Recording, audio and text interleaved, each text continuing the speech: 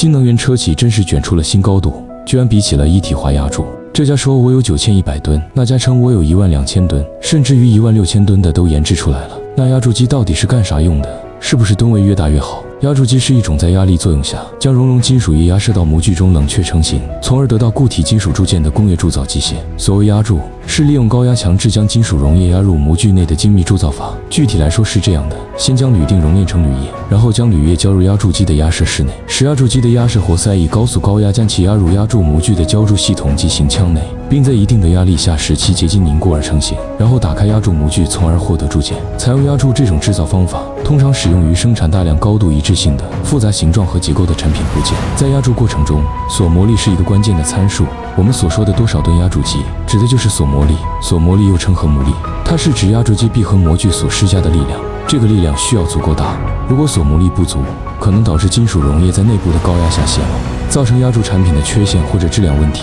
说白了，在整个压铸过程中，压力、速度、铝液温度和模具温度等参数的控制非常重要，它们直接影响到铸件的质量和生产效率。同时，锁模力吨位越大，越能生产更大更精细的铸件。正恒动力和力进集团紧密合作，共同推动压铸行业的发展。公司拥有多台大吨位的力进压铸机，产品领域涉及燃油车、新能源汽车、大排量摩托车、航空、船舶、轨道交通、农业机械、工程机械等，为客户提供高质量、定制化的产品和服务。造钢体、铸铝件，正恒是您的伙伴。